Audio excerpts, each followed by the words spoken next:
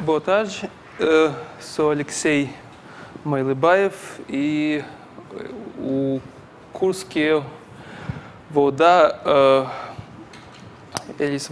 o curso vai ter parte do base de teoria de vibrações de ondas e o principal objetivo de curso é para dar para vocês uma mistura de teoria de matemática, teoria física e as várias de efeitos físicos para ter a possibilidade de continuar estudos e também uma pesquisa na área de matemática aplicada, computacional e modelagem. Então vai ter um curso desse tipo e eu vou começar com algumas partes fundamentais de mecânica clássica nos primeiros 3, 4 aulas. Então, essas primeiras aulas vão ser mais complicadas e profundas na parte matemática, mas depois tudo vai continuar mais simples, tá? Você tem que me dar desconto no meu português, tá? Tá bom? Eu acabei de mudar para IMPA um ano atrás. Então, meu português está melhorando, mas ainda não está tão bem. Então, vamos começar com mecânica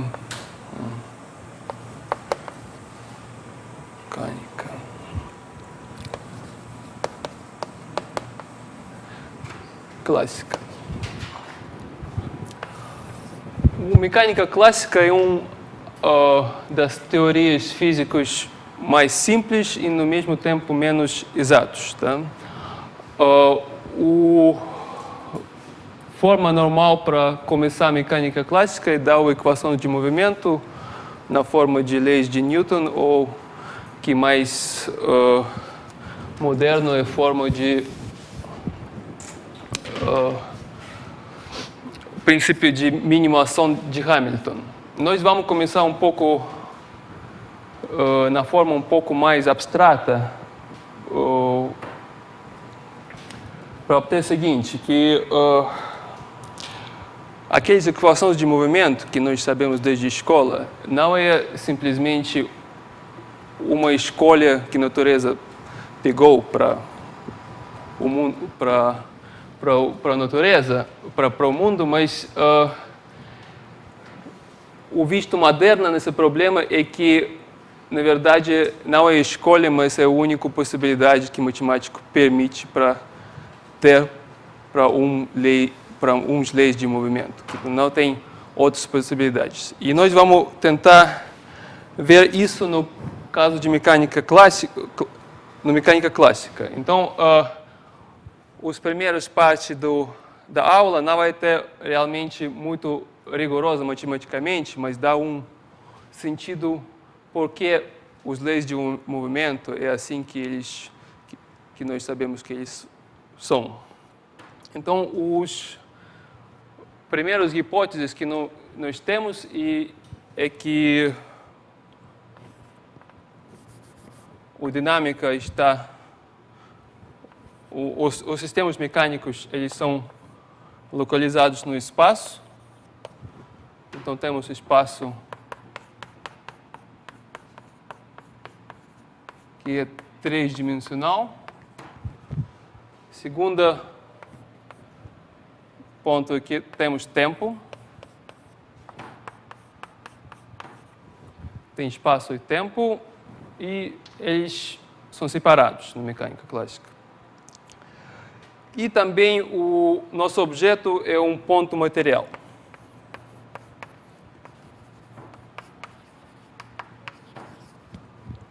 Ponto material é uma simplificação para qualquer objeto. É um objeto muito pequeno, tão pequeno que a dimensão dele não faz nenhum efeito para a dinâmica. E qualquer objeto mais grande pode ser considerado como um conjunto de pontos materiais.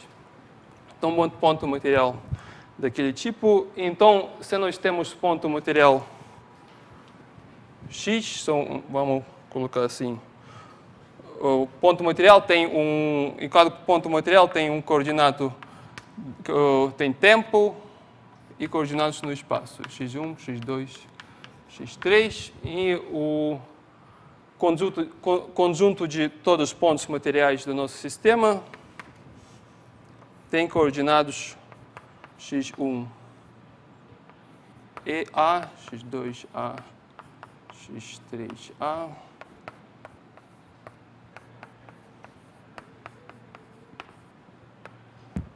Na verdade, temos que colocar tudo em um vetor só. Então, x.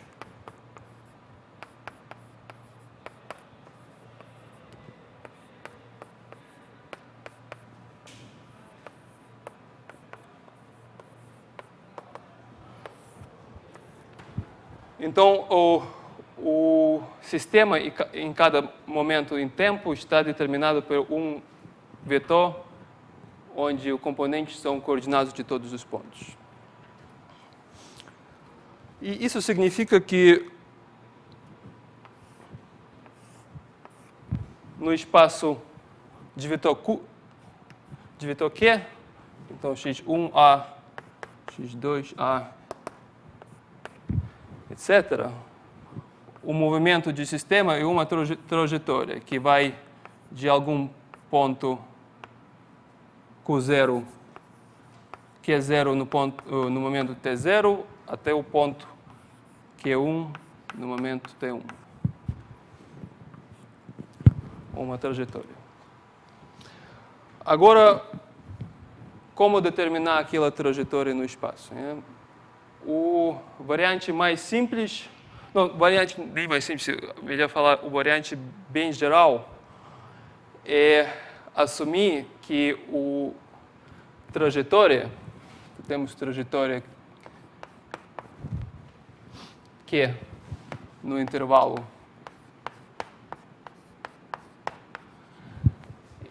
então podemos assumir que essa trajetória real, trajetória física, está dando o mínimo de algum funcional.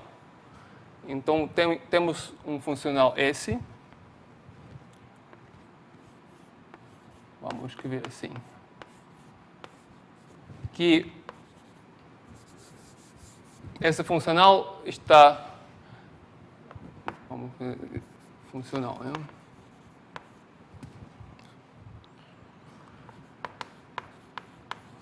Essa funcional vai dar para qualquer trajetória que é um número real. E o princípio de mínimo é que para trajetória física, S atende o mínimo. Então, se nós temos trajetória física que o nosso sistema pega de ponto início para ponto final, essa trajetória vai dar o mínimo daquele funcional. Não sabemos ainda qual funcional pode ter, mas claro que, na verdade, para qualquer lei física, você pode determinar o funcional que vai dar mínimo na sua trajetória, artificialmente. Agora, o próximo passo vai ser determinado se você assume a hipótese de localidade. Vou escrever essa parte.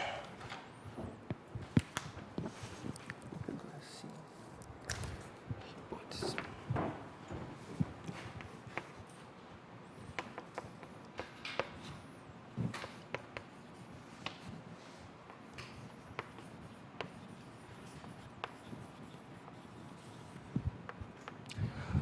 A hipótese de localidade fala que o funcional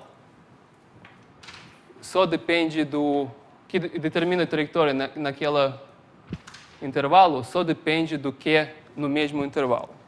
Então, esse depende de que até só para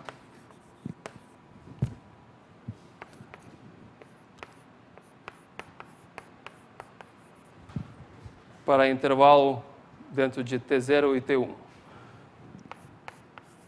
Que é o mesmo que falar que não depende do futuro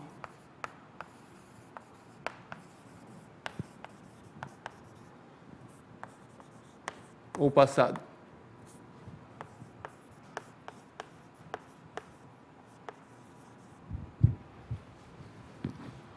O que eu quero dizer é que o funcional, se nós queremos determinar o trajetório dentro desse ponto e esse ponto, não precisamos saber o que estava antes e o que estava depois. Então, alguma coisa também bem natural. E agora, quando falamos assumimos essa hipótese, podemos fazer o seguinte: a nossa trajetória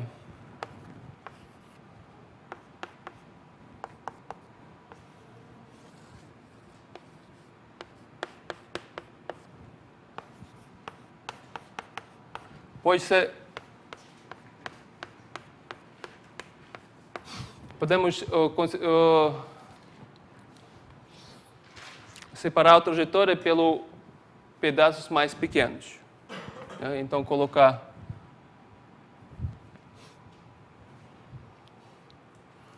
como foi escrito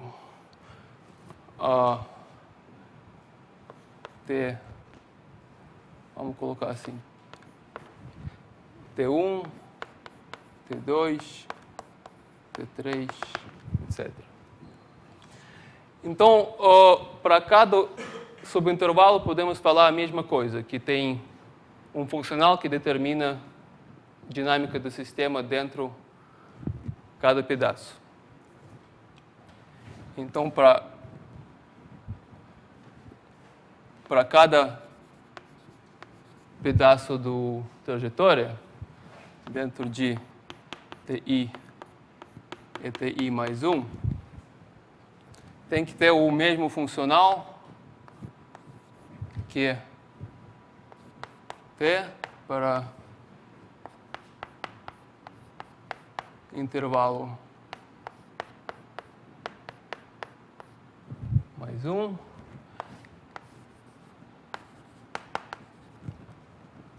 E ele tem que atingir o mínimo na nossa trajetória. E agora, como o funcional tem que atingir mínimo no cada subintervalo, e também no intervalo completo, é natural para considerar esse no intervalo completo,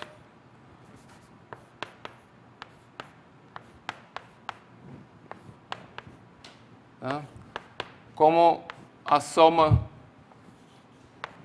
de funcionais nos subintervalos.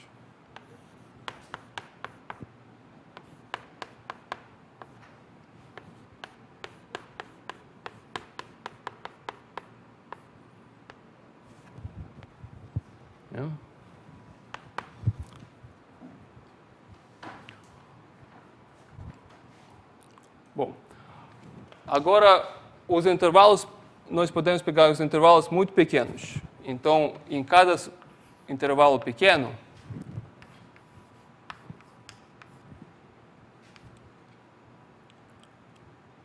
para cada intervalo pequeno, temos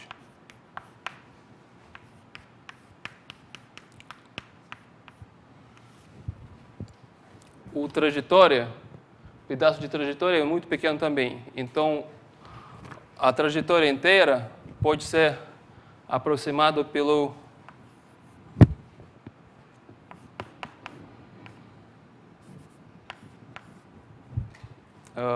série de Taylor.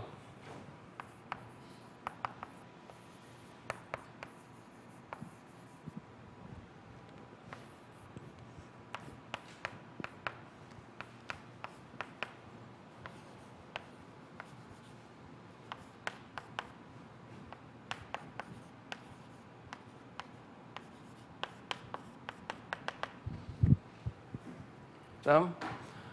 Então, isso significa que o trajetória está determinado simplesmente pelo valor e derivados dele em algum ponto dentro. Então, isso significa que, em vez de funcional, podemos colocar uma função, simplesmente.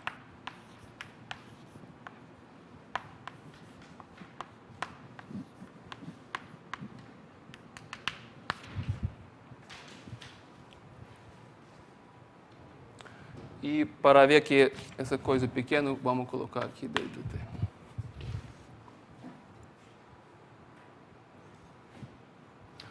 O próximo passo, vamos jogar tudo, substituir essa expressão no soma. Então, S igual soma de L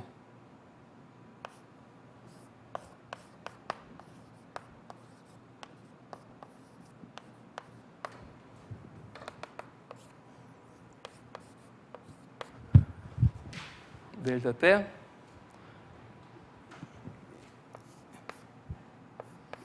E se nós vamos considerar o limite de separação pelo pedaços muito pequenos, então o limite quando o delta t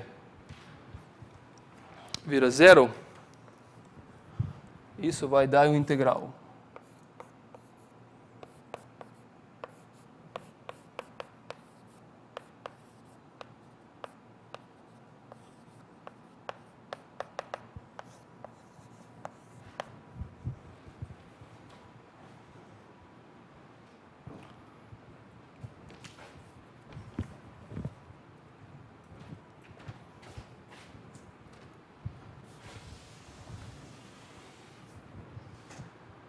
Então, chegamos no o fato que, se nós temos alguma trajetória física e ela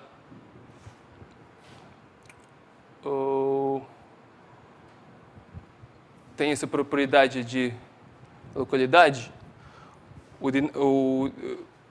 a trajetória deve ser determinada pelo mínimo daquela funcional, que é integral pelo tempo de alguma função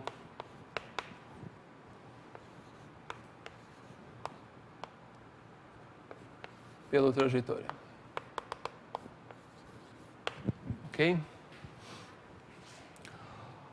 Agora, ainda, essa expressão fala nada, especialmente porque todos os derivados estão dentro de função. Quando temos todos os derivados, significa que, principalmente, temos toda a trajetória. Então, a segunda hipótese, na verdade, a primeira hipótese muito forte, que faz aquela toda teoria mecânica clássica, é assumir que o L não depende de todos os derivados. Vamos assumir que ele depende só de alguns derivados, jogando fora os outros. Isso já é restrição muito forte, então não é muito natural. Mas se você entra naquelas teorias de física mais exatas, já dá para explicar por que isso acontece. Mas na mecânica clássica temos que assumir isso assim na forma rígida. Então, o que mais simples podemos considerar?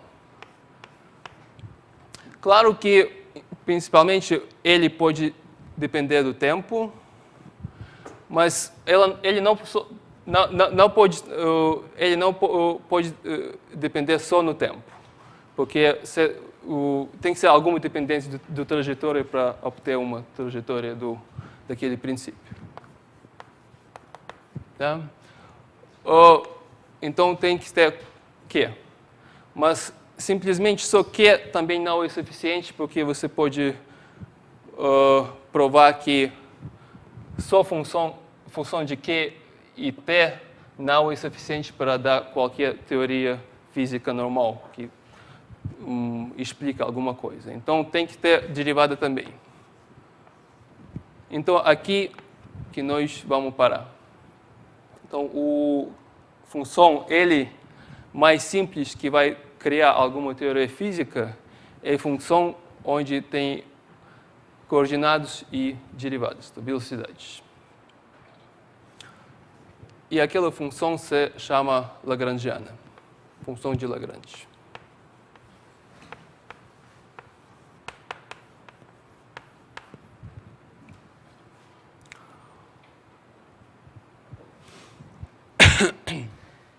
Então, chegamos no princípio o seguinte.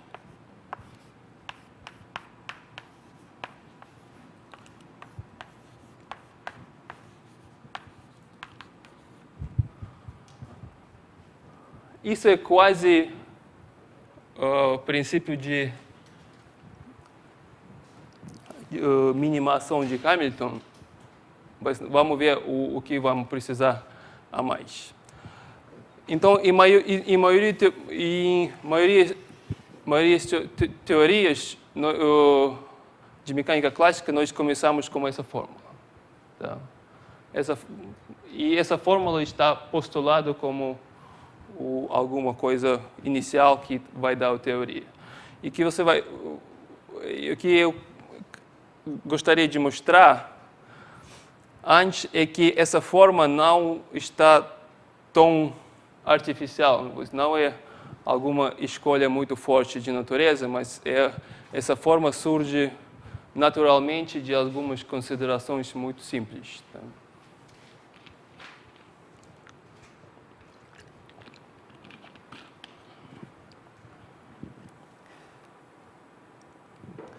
Tá. Então, o que falta para falar é que esse se chama ação.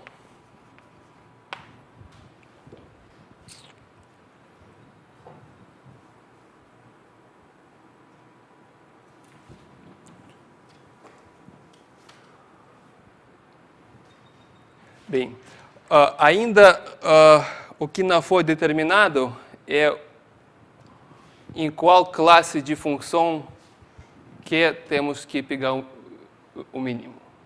E também o que tem escrito nos maioria dos livros, que o mínimo tem que ter dentro de todas as funções que têm um fixo ponto em tempo t0 e t1. E vamos ver que, na verdade, essa também uma restrição natural, que se você não assume esta restrição, não vai ter teoria nenhuma. Então, vamos na verdade, derivar a necessidade dessa condição extra.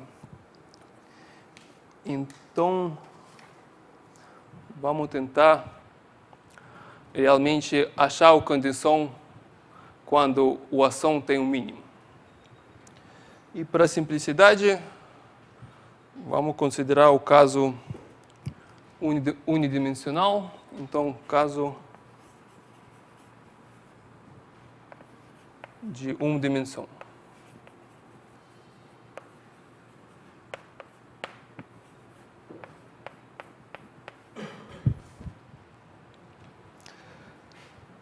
Então, chegamos no segundo parte,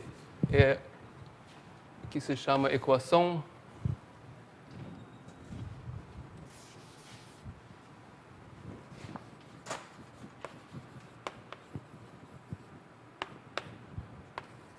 de Euler-Lagrange.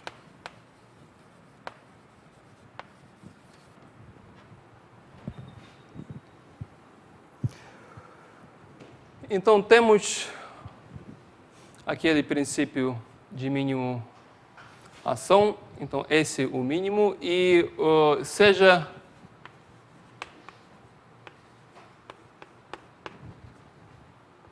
que a função determinada naquele intervalo,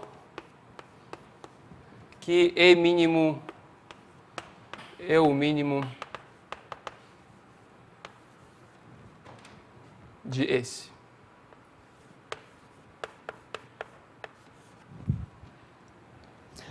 Se Q é o mínimo, qualquer perturbação de trajetória vai dar um valor de S maior. Tá? Bem lógico. Então, vamos considerar perturbação de trajetória na forma... Como se chamei? Vamos considerar perturbação na forma Q mais epsilon ht, onde epsilon é um número muito pequeno.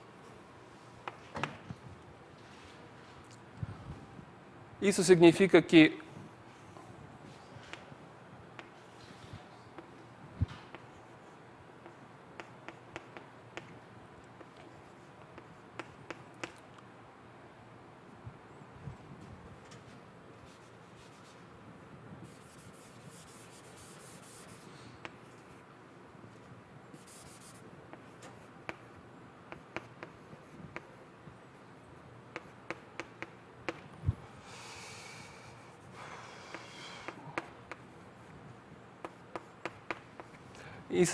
em vez de trajetória real, nós vamos considerar algumas trajetórias que estão perto dela.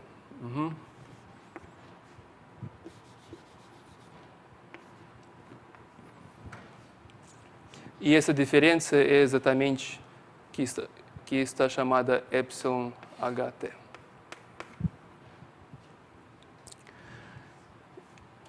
Então, se Q é o mínimo, significa que esse Q mais epsilon ht, melhor colocar,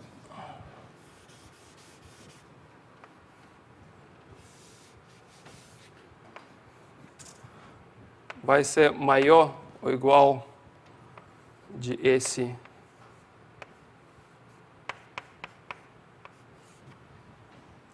Q.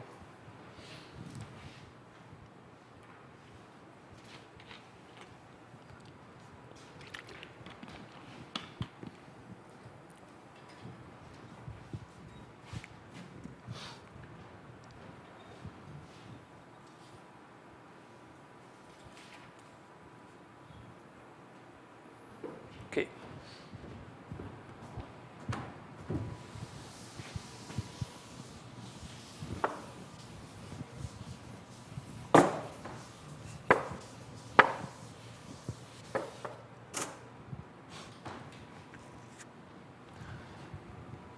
Então,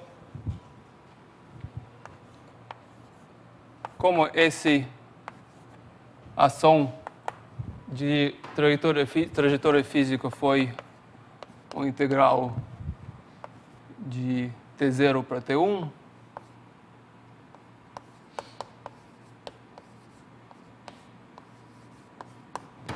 a ação de trajetória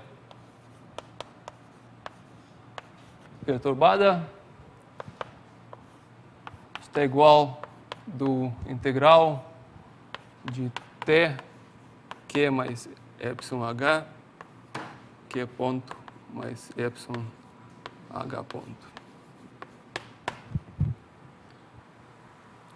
Tá? É a mesma expressão, mas em vez de Q, colocamos Q mais epsilon h. Agora, como epsilon é pequeno, podemos pegar essa função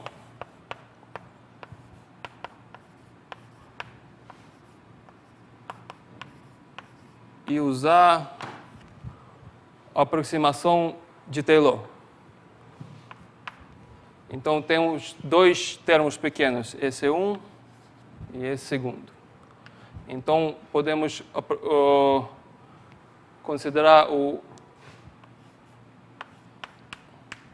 série de Taylor como se fosse função de três variáveis, tá?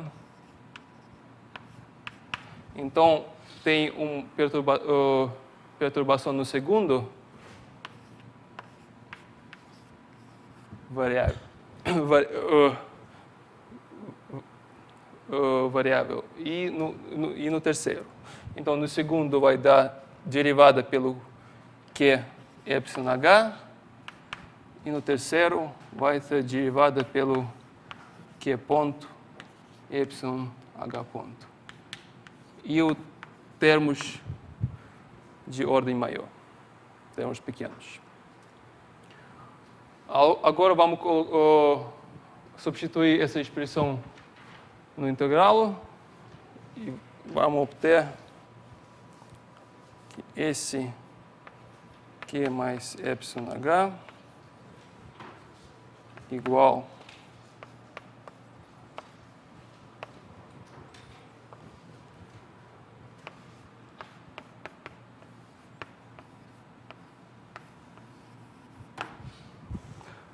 integral de L mais integral dessa expressão.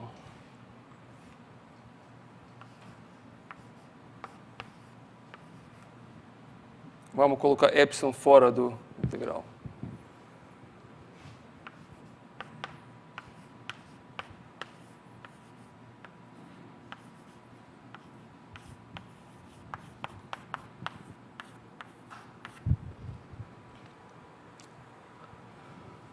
O próximo passo é fazer integração pelos partes aqui. Essa integração está feita na seguinte maneira. Então, temos integral dessa integral dl d com ponto pelo h ponto. H ponto é derivado pelo tempo, tá? Então, dh dt. Então, você lembra que a integração pelos partes é que você pode derivado pelo tempo colocar no primeiro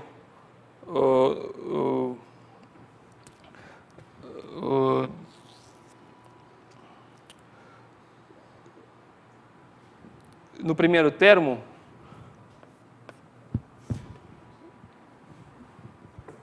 E também então a fórmula é a seguinte, deve ser dl d com ponto h t0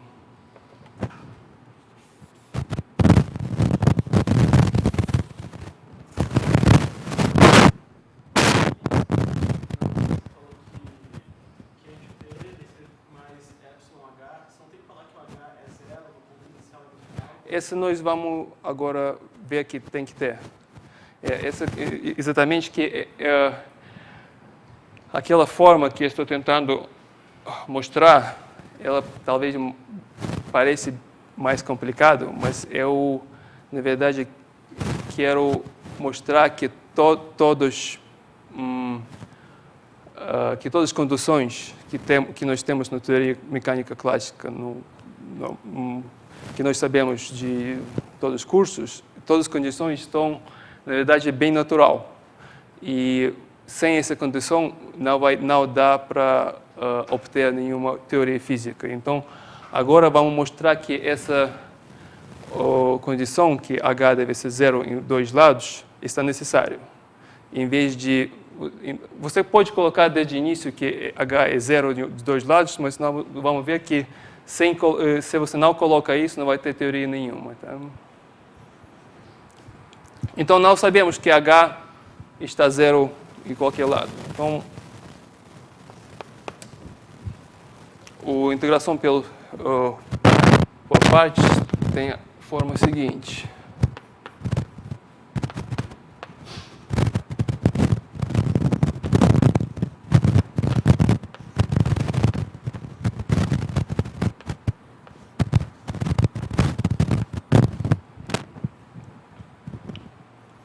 Essa parte, claro, né? Então,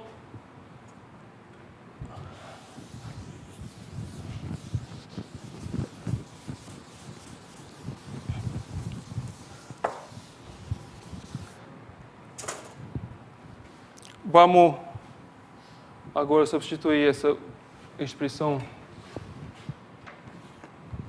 no ação. Então, temos que esse Q mais εh igual. Primeiro termo é a ação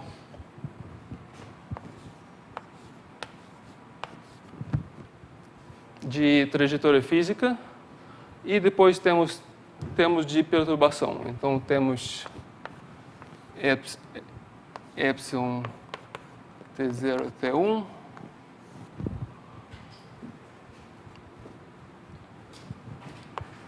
dl dq h.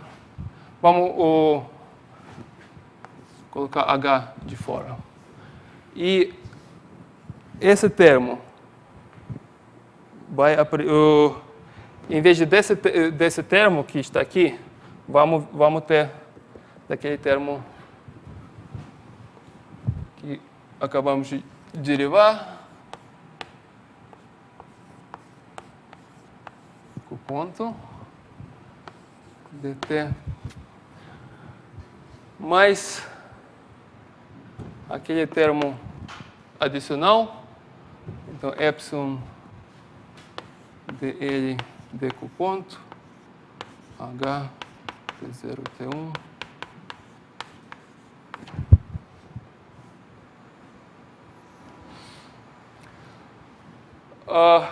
agora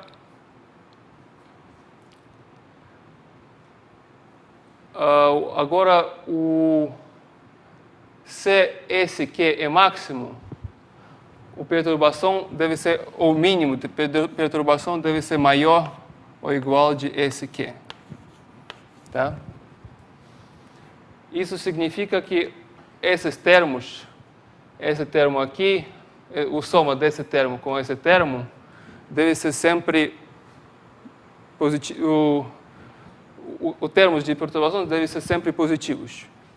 Então, epsilon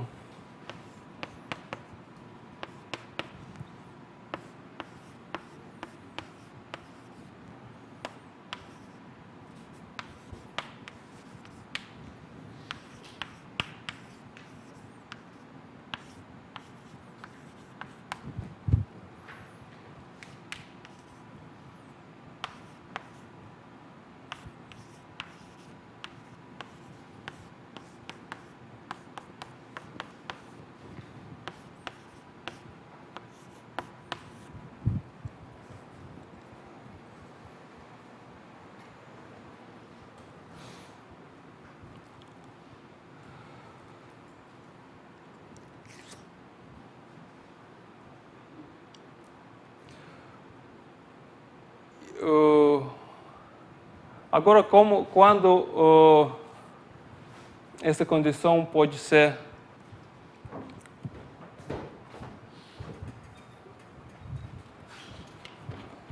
feito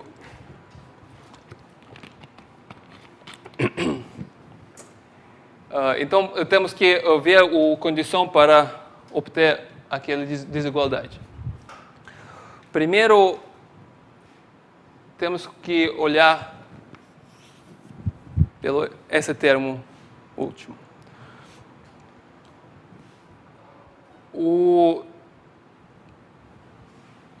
Para olhar nesse termo último, podemos considerar a função de h dentro de T0 e T1 naquela forma seguinte.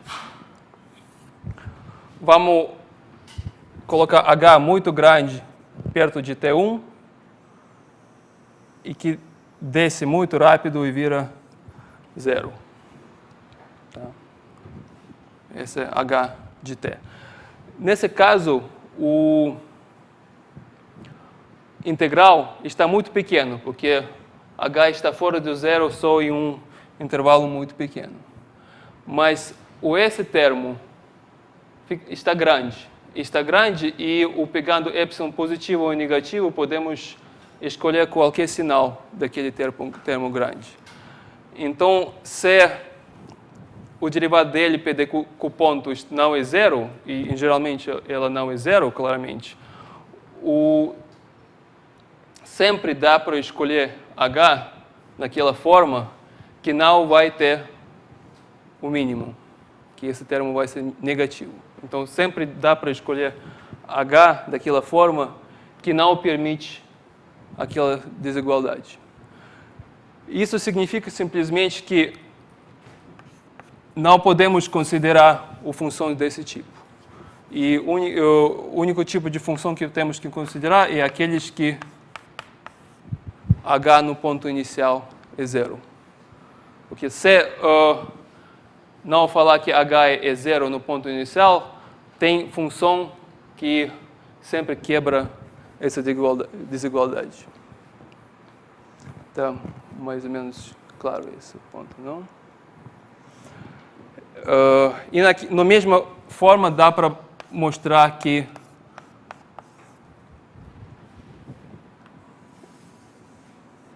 escolhendo o H naquela forma simétrica, dá para mostrar que só a função de perturbação H aqui estão zero aqui permite obter desigualdade desse tipo. Então, essas são duas condições extras. Condições extras. Agora, nós mostramos que essas condições extras são necessárias. Não são condições artificiais e sem dessas condições não vai dar para construir nenhuma teoria física.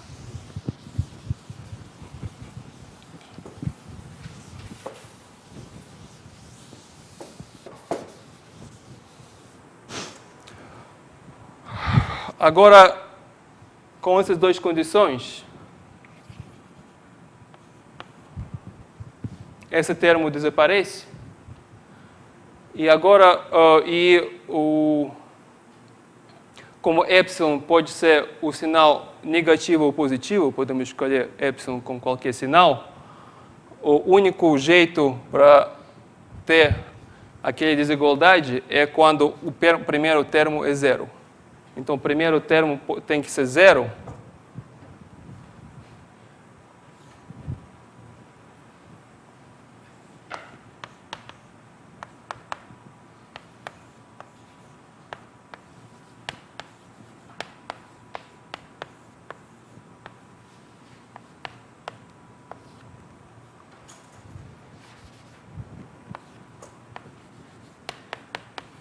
Para qualquer HT, tal que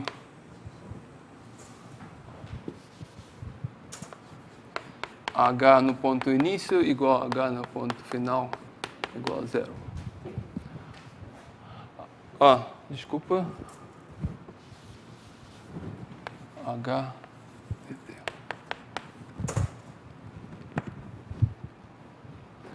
Não é claro que essa expressão é zero para qualquer H, só se o fator é zero.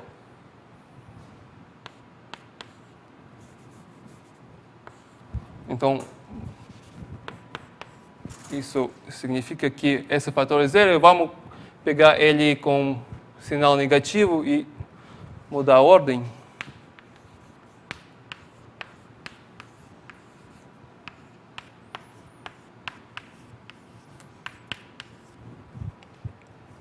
Então, chegamos na equação na forma diferencial. Essa aqui se chama equação de Euler-Lagrange.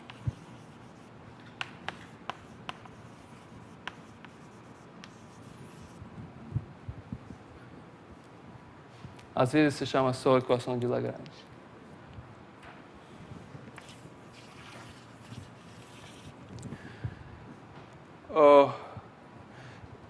Isso, na verdade, finaliza aquela parte inicial, parte que vai dar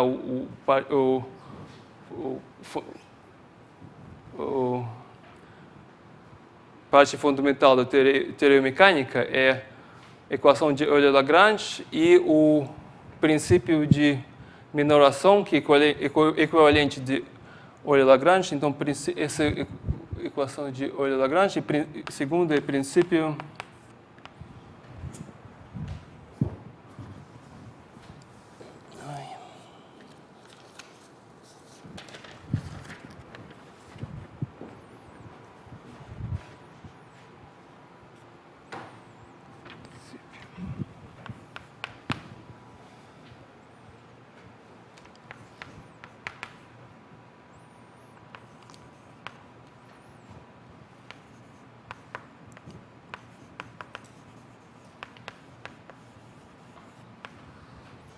de mínima ação de Hamilton.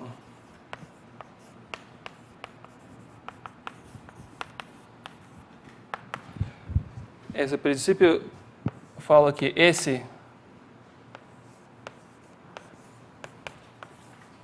está igual de integral de t0 para t1 de função de Lagrange tem que ter mínimo dentro de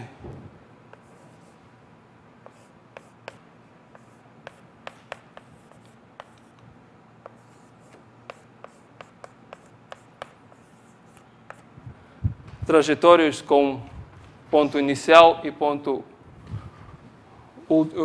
final fixo.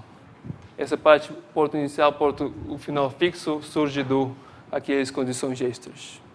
Porque não podemos perturbar ponto inicial, ponto final. Então, ponto inicial, ponto final são fixos e a ação, essa que se chama ação agora, atende mínimo no trajetória física.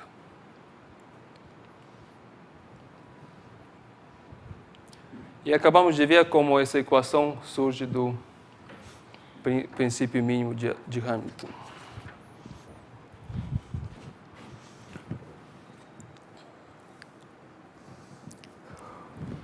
Agora,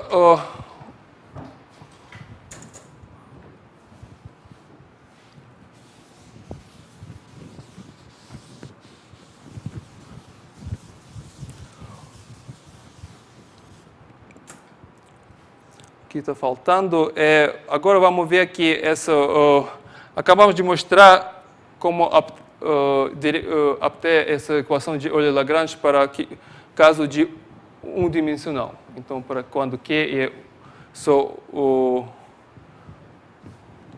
um variável real. Para quando Q é um vetor, então, em caso geral, temos tudo na mesma forma. Então, agora L está a função de T. Então, Q vai ter Q1, Qn.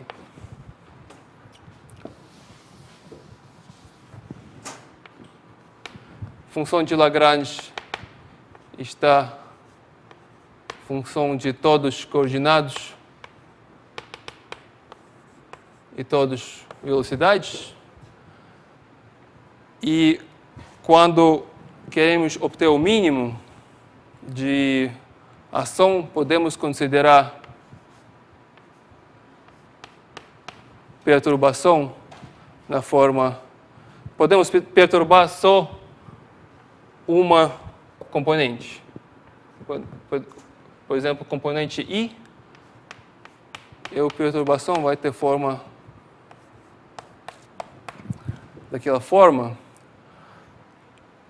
E se você agora substitui tudo lá dentro, então você tem que substituir Q pelos Q mais εh e QI. E QI ponto pelo QI ponto plus εh ponto. E fazendo todas as derivações que nós acabamos de fazer, vamos obter equação que está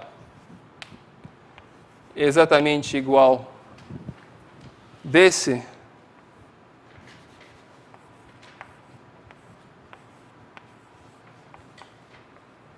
só o derivada está pela coordenada i.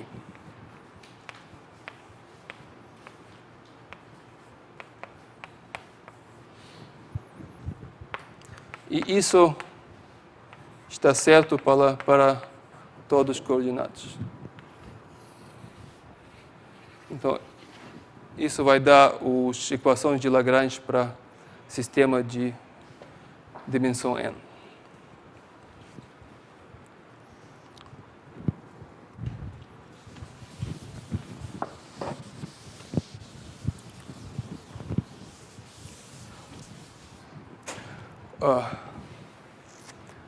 Dá para entender alguma coisa?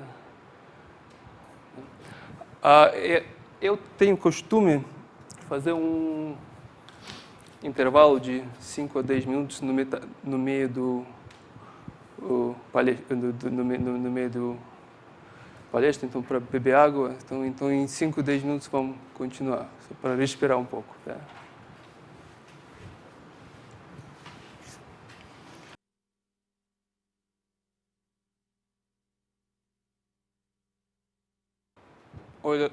Olha Lagrange e principalmente quem entendeu pouco é a única coisa que fizemos e mostramos como chegar naquela equação juntos com o princípio de mínima ação de Hamilton. Então, isso já é mecânica clássica. Uma pequena observação que temos que falar é que a função de Lagrange, que determina o sistema físico, não está determinada não é única.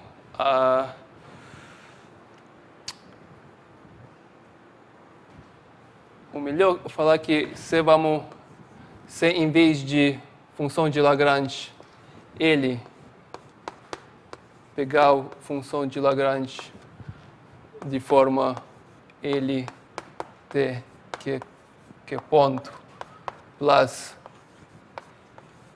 derivada pelo tempo de qualquer função de tempo e coordenados.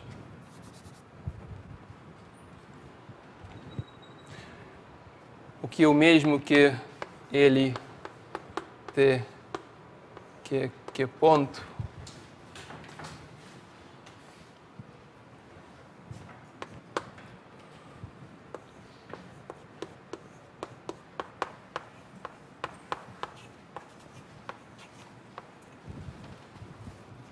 então, estou falando que a observação que temos que dar aqui é que se pegar a função de Lagrange, que é a função de Lagrange do nosso sistema, mais derivada pelo tempo de qualquer função que só depende do tempo e coordenados, leis de equação de movimento não mudam. Isso é muito fácil ver se vamos substituir essa função de Lagrange no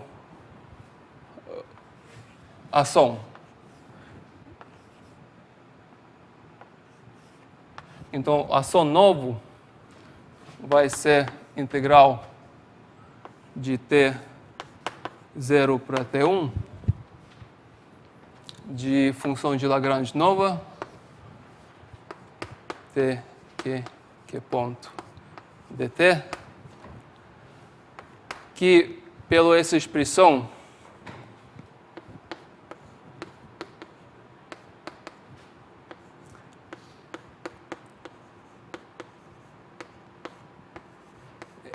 vai dar a ação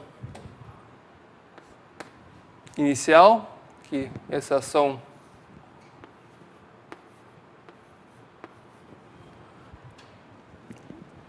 inicial que tivemos, e o mais parte adicional desse aqui,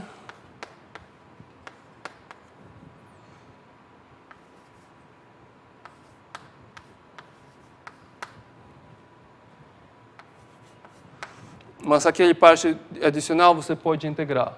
Tá? Então, df dt pelo dt. Então, isso vai dar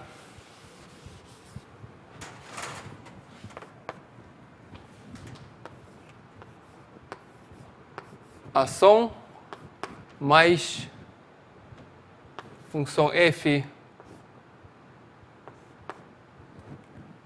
T1 que é T1 menos f T0 que é T0. Tá? Mas no princípio de minimização de Hamilton, essa Q é T0 e Q em ponto T1 são fixos. Então, no princípio de mínimo, essa parte é constante. Tá? E como essa parte é constante, o mínimo vai ser mesmo. Então, o mínimo de o ação novo e a ação inicial, isto mesmo. Simplesmente porque essa parte não muda quando você varia a trajetória. Claro, é porque os dois termos, o ponto inicial e o ponto final, são constantes. Você pode provar que o que significa que a equação de movimento não muda, significa que se você escreve a equação de Euler-Lagrange como novo lagrangiana, vai ser a mesma equação. E, na verdade, você pode substituir também aquela forma dentro de equação e ver que todos os termos novos vão ser cancelados. Mas isso já não precisamos suficiente. A demonstração já está aqui. Então, agora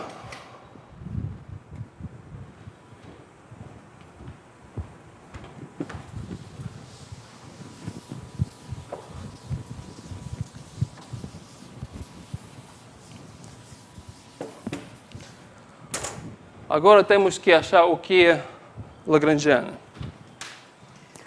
Para ver isso,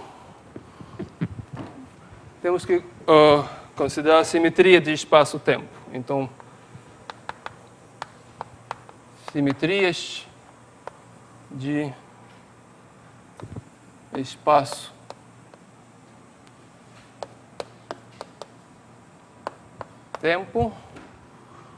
ou, em outras palavras, tem um nome dessa simetria. Na mecânica clássica se chama estrutura galileana.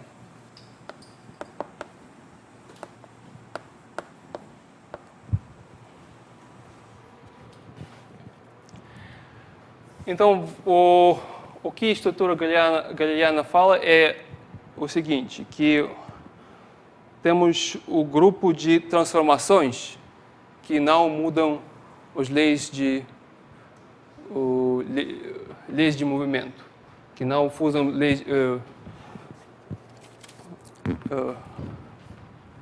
eu ver aqui, se eu chamar essa coisa...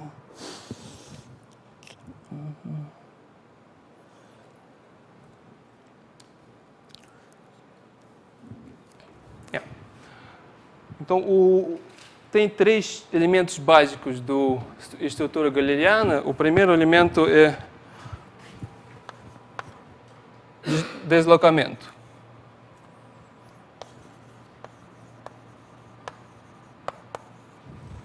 Tá? O deslocamento significa que nós podemos mudar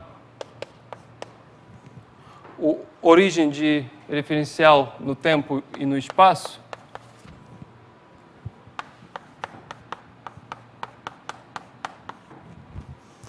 Em qualquer forma, onde T0 e X0 são pontos fixos. Então, isso simplifica que, vamos colocar assim, X e T, em vez de um referencial no tempo e espaço, nós podemos considerar qualquer outro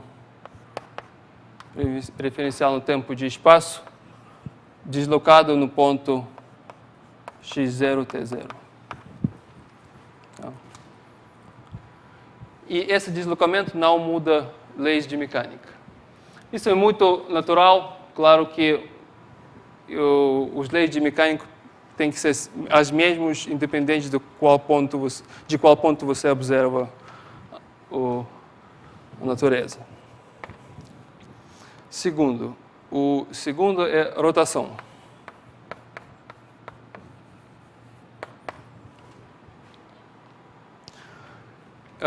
No espaço.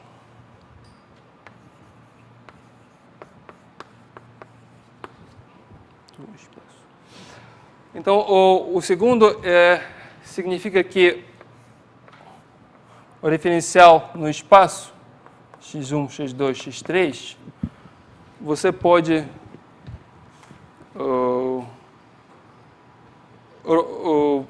aplicar qualquer rotação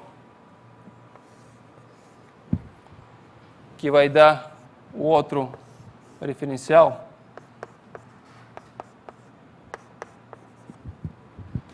E também não muda nada. Não? A forma a escrever aquela rotação é o vetor x, como nós sabemos do álgebra linear, tem que ser multiplicado, o vetor novo tem que ser multiplicado pela matriz para receber o vetor inicial, onde G é matriz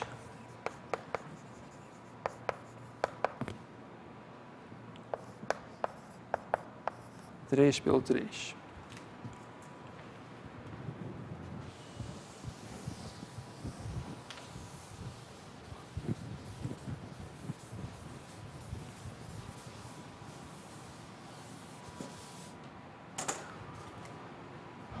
O fácil ver qual tipo de matriz temos que usar na forma seguinte: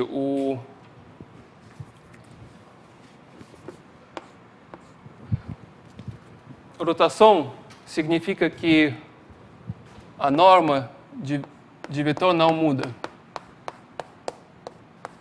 Tá? E como a norma de vetor quadrada é simplesmente produto escalar, x pelo x, agora isso significa produto escalar gx' pelo gx'. Produto escalar no espaço real é produto de gx'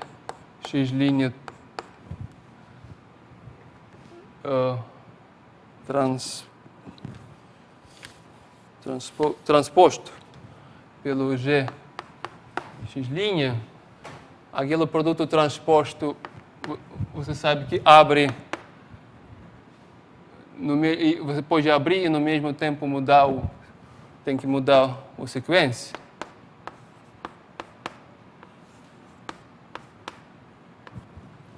E isso tem que ser igual de outra norma, que foi x', então igual x' t pelo x'. Esses dois termos, essas duas expressões têm que ser igual, que significa que essa matriz deve ser matriz de identidade. Então, matriz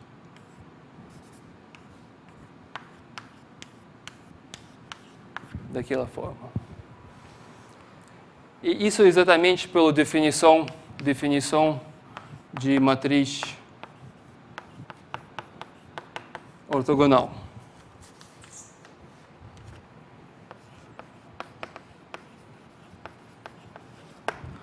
Então, todas as matrizes que satisfazem essa igualdade servem para a rotação.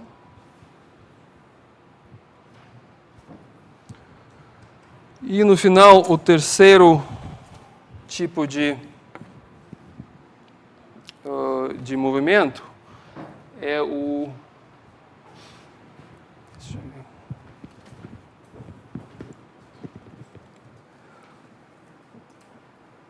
eu ver. Que se chama transformação galileana. Na verdade, podemos chamar simplesmente movimento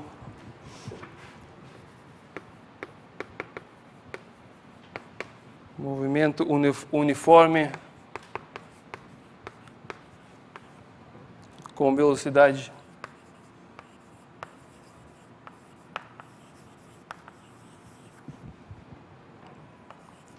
U. Então, o que podemos ter é x igual x' mais o t, e t não muda, né?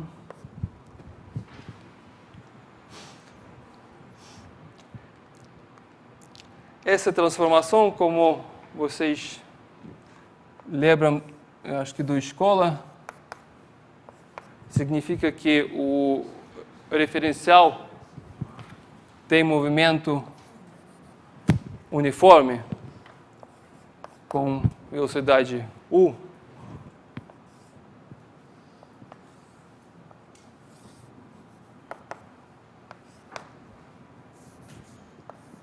Então, o referencial está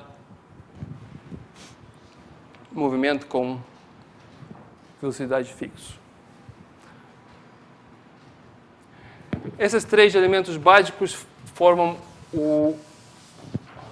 a estrutura galileana, ou, em outras palavras, um grupo de simetria galileano.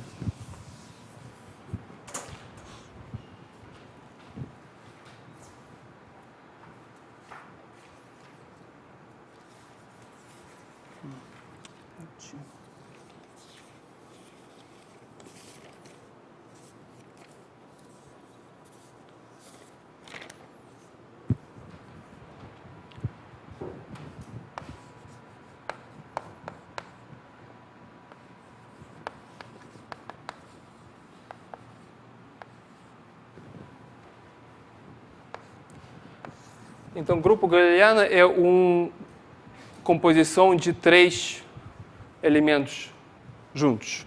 Então, o grupo galileano é a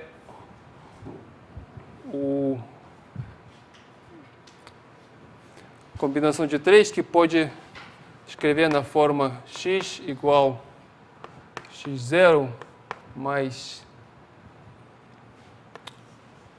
gx mais t e t igual aqui.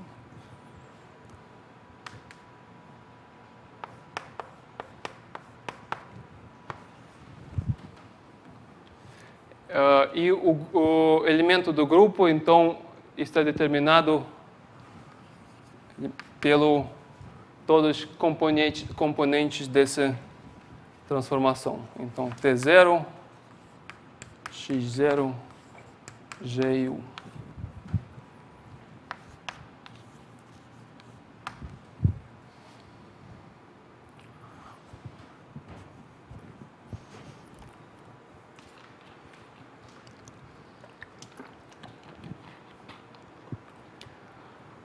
Agora, eu vou lembrar a definição de grupo, como vamos usar um pouco no futuro. Então, um grupo G é um conjunto de elementos tal que os três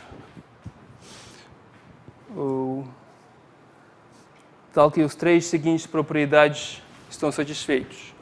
Então, primeiro se chama associatividade.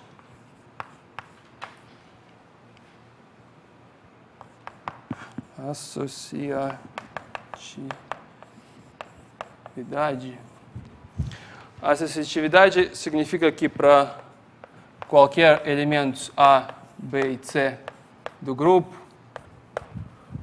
temos que...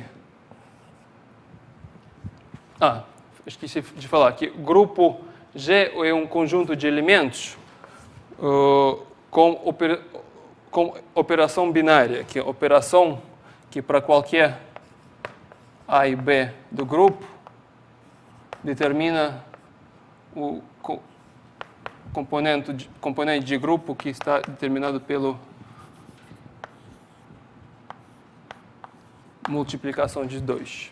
Então tem aquela operação estrela.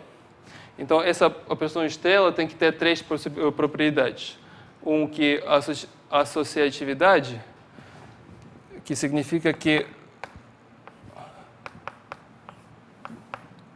se nós vamos pegar a combinação de 3,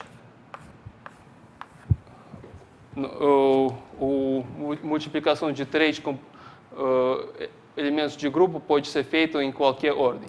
Pode multiplicar primeiro B e C, depois pelo A, ou A e B, depois pelo C. Segunda é elemento neutro.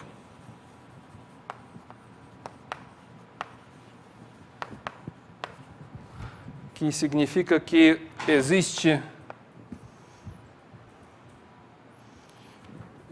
elemento E em grupo tal que E pelo A igual A pelo E igual A para todo elemento do grupo. Então, elemento neutro é elemento que você multiplica pelo qualquer elemento e vira o mesmo elemento. E terceira é a existência de elemento simétrico.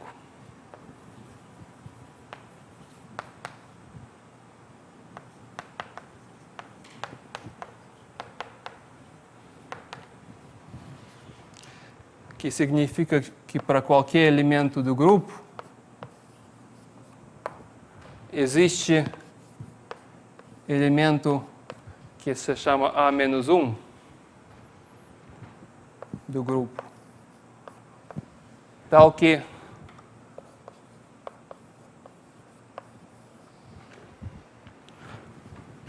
A pelo A-1 igual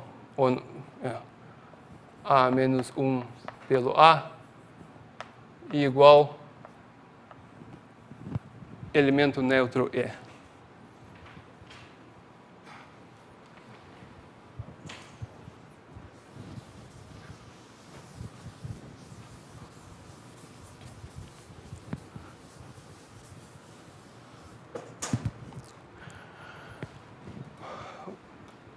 Por enquanto, essa estrutura do grupo não é tão importante para nós, mas vamos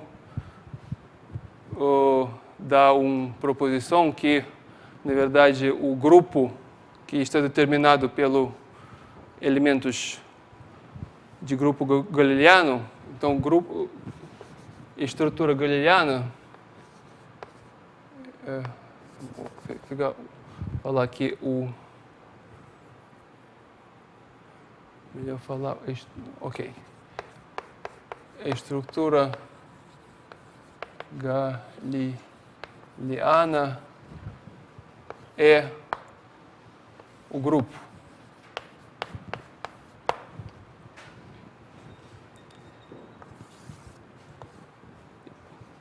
Isso vai ser sem demonstração.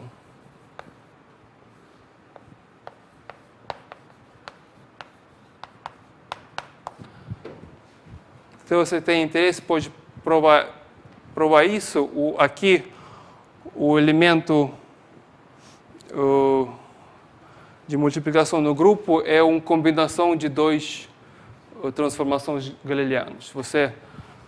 Um elemento muda o sistema de coordenadas de x para x', outro elemento de x' para x2', etc. E todas essas propriedades estão satisfeitas. Isso nós não vamos provar porque nunca vai ser usado. Então, agora, temos tempo, né? Agora vamos chegar no conceito que mostra como achar a função de Lagrange.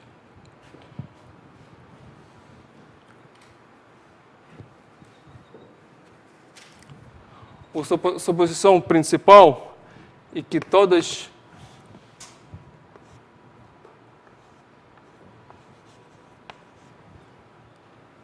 as leis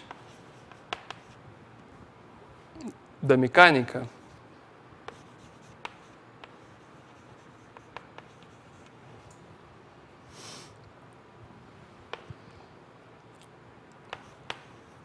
são simétricas.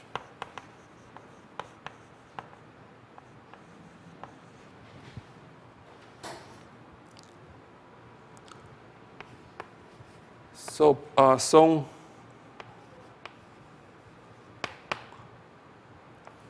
do grupo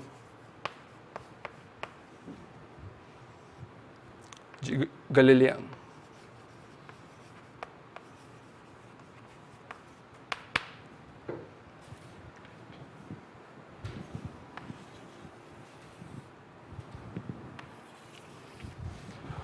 O que isso significa? Significa que qualquer transformação de coordenadas não vão mudar as leis de movimento. As equações de movimento vão ter os mesmos. E isso permite achar a forma de função de Lagrange as formas possíveis que a função de Lagrange pode ter. Na verdade, aquele conceito de simetria é fundamental na física. Então, principalmente todos os modelos de física que temos, eles são baseados no várias simetrias. Então, a simetria de espaço e tempo, se você coloca simetria de espaço e tempo, você principalmente determina a física. Então, essa é uma das formas de simetrias que determina a mecânica clássica, e você já pode ver que a simetria está um pouco estranha, porque em vez de os primeiros dois elementos de simetria estão muito natural, deslocamento e rotação no espaço. Mas o terceiro, aquele velocidade constante, já está um pouco não tão natural como pode ser. E a razão por isso é que a mecânica, na verdade, não é teoria exata. Se você vai para teorias exatas, você vai ver que esse tipo de simetria é uma aproximação de simetrias bem mais natural, como a simetria de teoria de relatividade, por exemplo. E alguns desses exercícios, daqui a alguns, acho que depois de terceira aula, você já pode mostrar isso mesmo, como essa simetria surge de simetrias mais exatas. Mas, de qualquer jeito, vamos se focar na simetria de grupo de estrutura galileana e vamos tentar achar a função de Lagrange. Então, vamos considerar uma partícula só, o ponto, como chamamos isso? Ponto material. Um ponto material. Então, um ponto material significa que ele é função de tempo, de coordenadas de ponto material e de velocidade. Tá? E vamos olhar o que cada transformação qual efeito vai fazer toda a transformação pelo nosso sistema. Então,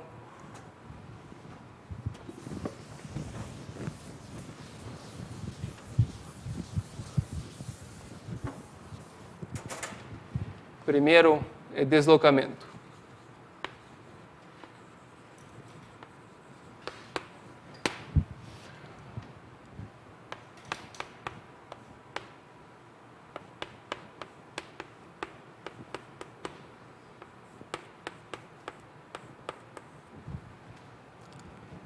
Deslocamento de origem de referencial. O que acontece com função de Lagrange? Função de Lagrange novo vai ser ele. O que eu fiz?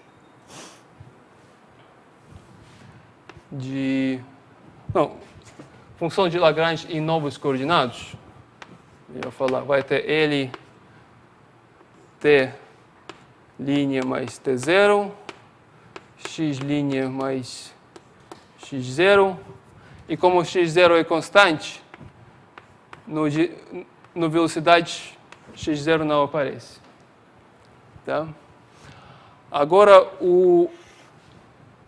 a equação de movimento tem que ser os mesmos para em termos de T', x', a equação de movimento tem que ser exatamente os mesmos como em termos de x e t. E isso é só possível se a função de Lagrange não depende nem do tempo, nem do coordenados. Porque se depende do tempo ou coordenados, a mudança de origem muda a dependência da função do próprio coordenada e a equação de momento vão mudar. Tá? Então, ele não pode ser dependente nem do tempo, nem do x. Então, isso significa que ele é só função de velocidade. Tá?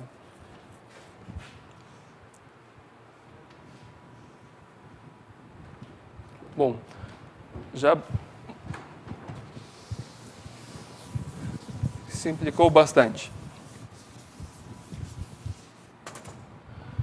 Segundo é rotação.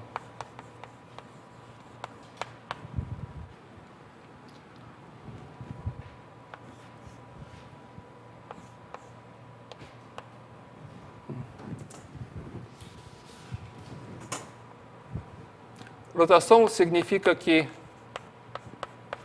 em vez de x, consideramos x' e a diferença de 2 é que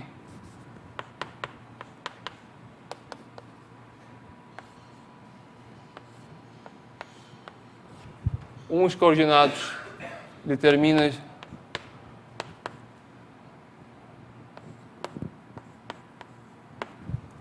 a rotação. Essa transformação determina a rotação de referencial. Claro que o único jeito para a equação de movimento não mudar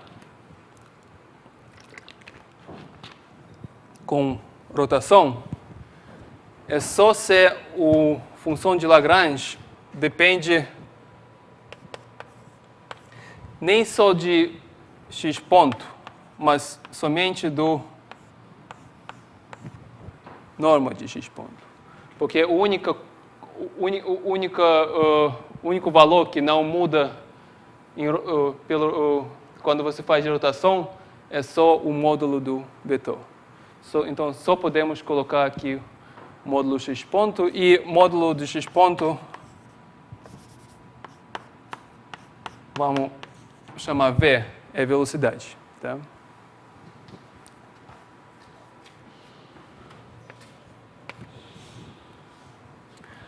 E agora chegamos no terceiro elemento de grupo, é movimento uniforme com velocidade u. E essa parte mais complicada e, na verdade, mais interessante. Cadê?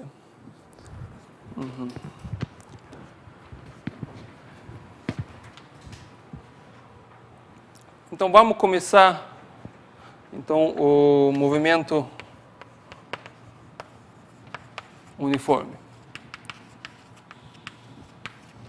que significa que vamos colocar, em vez de x igual x', mais o t. E como nós estamos interessados só em x ponto igual a x' ponto mais 1. Tá?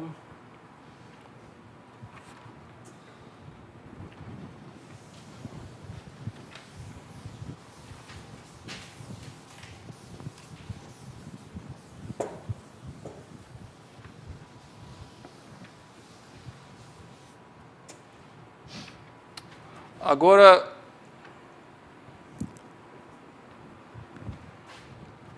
para ver o qual efeito vai dar essa transformação pelo L, vamos escrever L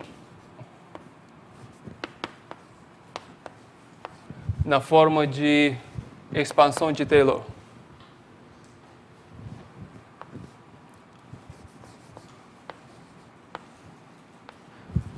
Estamos assumindo que L é função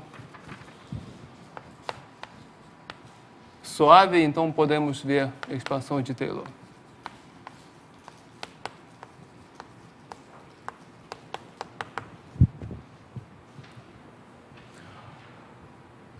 Agora, o que é importante observar é que aqueles termos de ordem impar não são bons. Não são bons principalmente porque V é, como foi módulo de x ponto, está igual a raiz quadrada de x1 ponto quadrado mais x2 ponto quadrado, x3 ponto quadrado. Ela não é função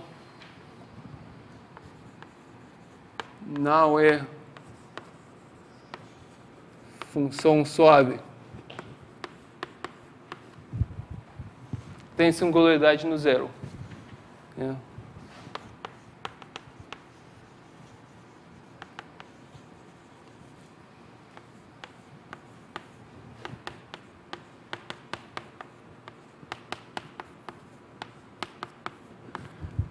Então, não é bom ter aqueles termos. Mas os termos com ordem par são todos bons, porque quando você coloca V quadrado, já desaparece a raiz quadrada. Aham. Tá. O V é a raiz quadrada daquela parte. Então, então, nós queremos que ele vai ter uma função suave do próprios variáveis, que é x1 ponto, x2 ponto, x3 ponto. Mas, por exemplo, se ele igual a V, simplesmente, tá?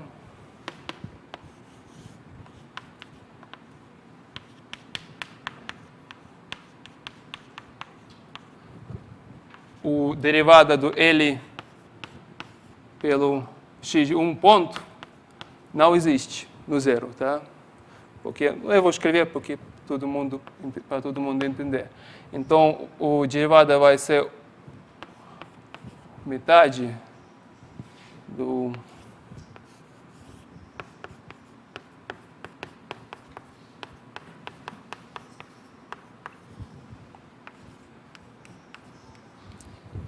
x1 ponto. E agora você pode ver que o denominador está singular quando todos os componentes são zeros. Então, essa derivada não está determinada no zero. Então, se nós queremos preservar a propriedade de L a ser uma função regular, e que é bem natural para considerar todas as funções sem singularidades, não podemos ter tempos impar. Tá? E o que vamos ter com termos... E para termos pares, já podemos ver o efeito de movimento uniforme.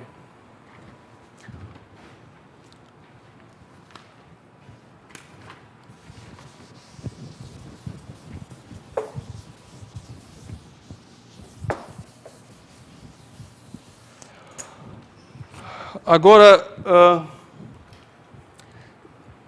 se o movimento uniforme preserva leis de mecânica para qualquer U, ela também preserva leis de mecânica para U muito pequeno.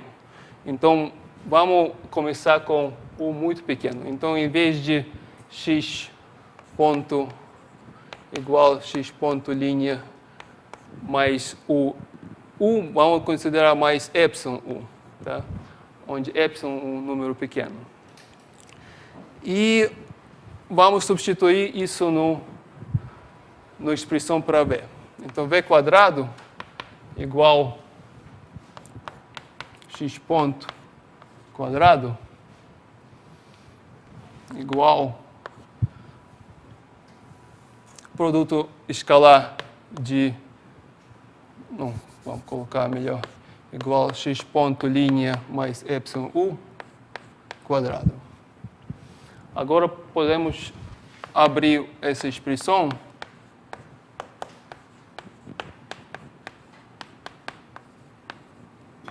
tá? Na forma de produto escalar. E os termos, o termo mais importante vai ter x ponto linha. E vai ter dois termos com epsilon. 2 epsilon x ponto linha U. Tá?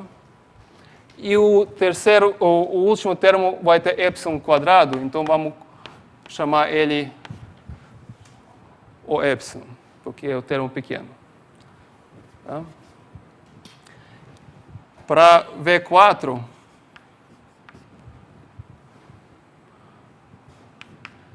é exatamente o que V quadrado, não? Podemos...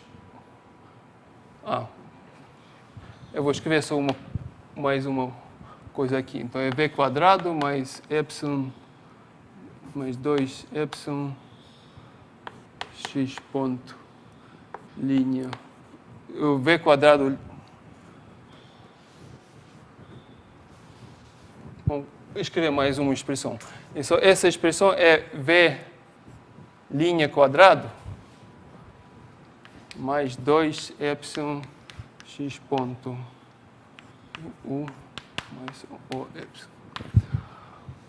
Ok, agora vamos colocar aqui V4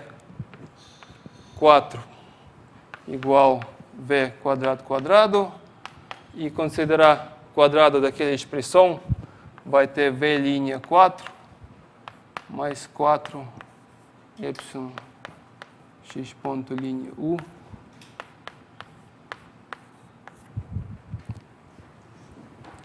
Tá? Simplesmente quando se nós vamos calcular quadrado dessa expressão, vai ter quadrado de V' mais 2 multiplicado pelo produto desses dois. Tá? Então, V quadrado. V' quadrado. E todo o resto vai ter o termo pequeno. Tá certo? E podemos continuar, tipo, o próximo V6 vai ter V' 6 mais 6 epsilon x ponto linha U V4.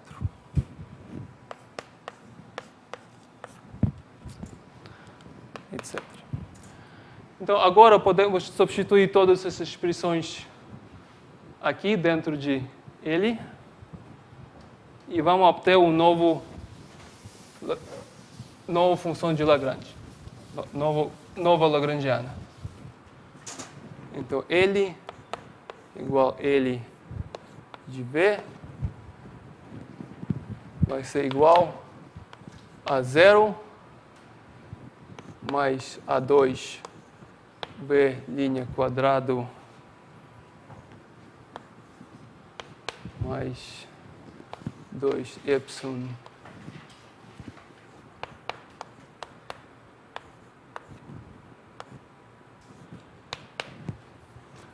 mais A4.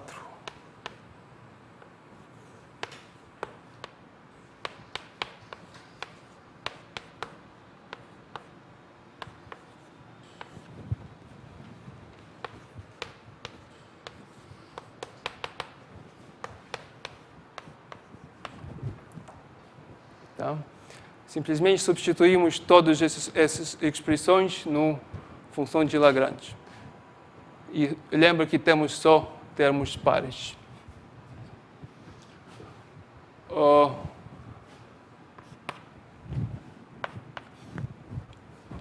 Agora podemos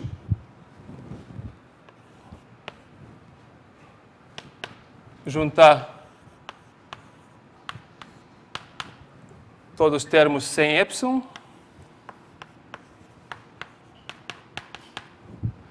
e separadamente todos os termos com epsilon.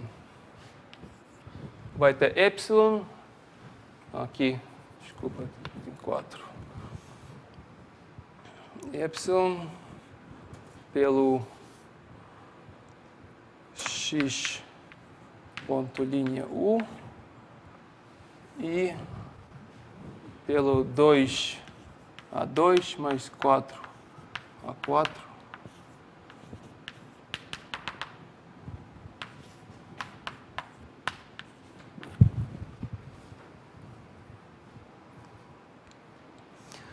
Então, tudo que está aqui é o função de Lagrange antigo, mas em termos de nova velocidade.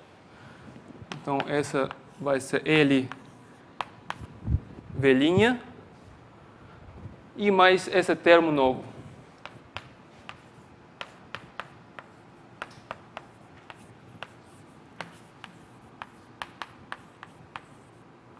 Desculpa. Aqui está errado. 4A4 V' quadrado. Plus 6A6 V'4, etc. Tem que ser aqueles V's. Aqueles V tem que aparecer aqui.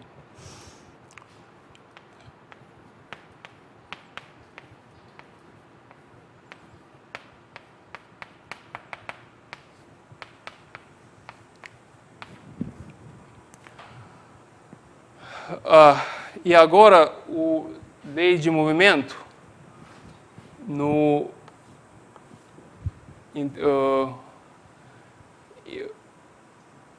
em coordenados iniciais e coordenados novos vai ter igual.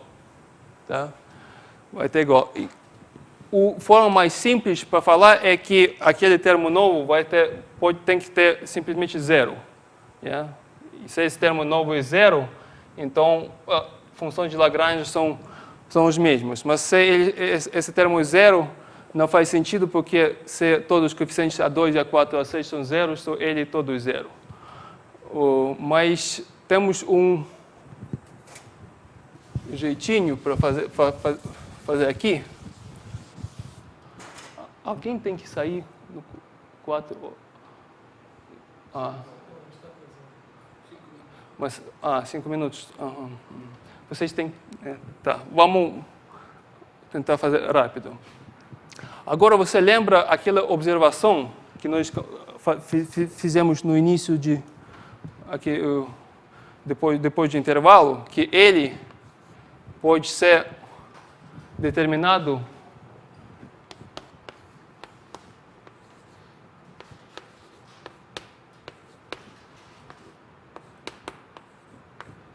que se você adiciona o derivada pelo tempo de qualquer função,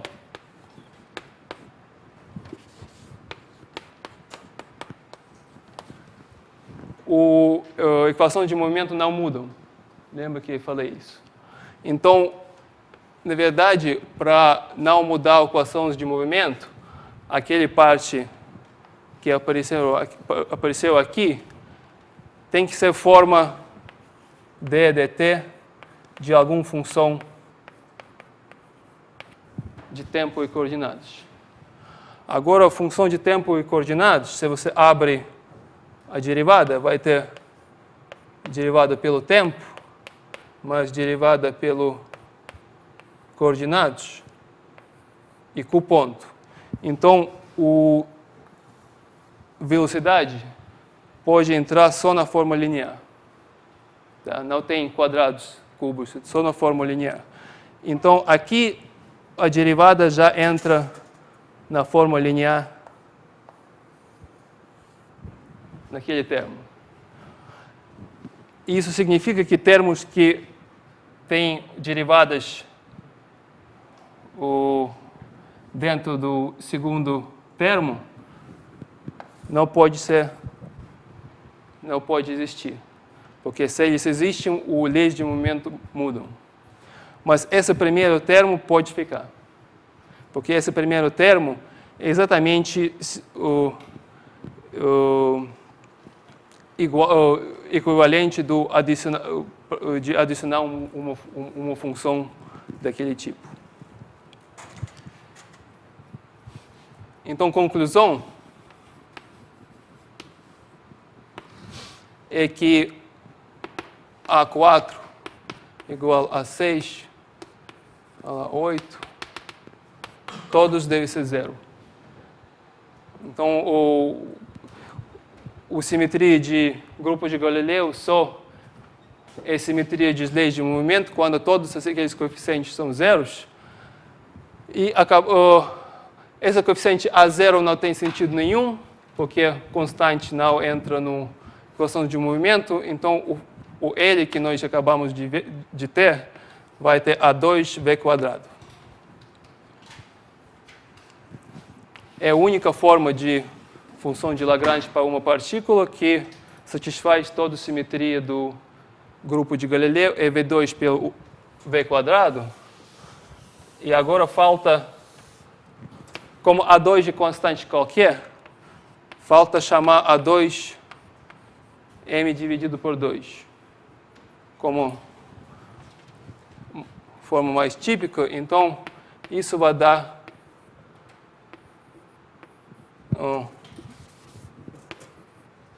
a fórmula para partícula livre que todo mundo sabe. Então, a função de Lagrange é m pelo v² dividido por 2. E m é chamada a massa de partícula.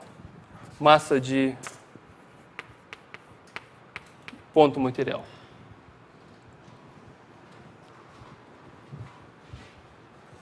Acho que o tempo acabou, né?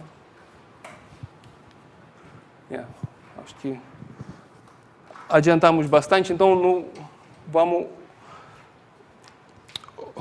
o que vamos continuar e acho que na segunda aula vamos já acabar com a forma geral de equação de movimento e já vamos começar de ver as consequências que a equação de movimento vai dar para sistemas físicos.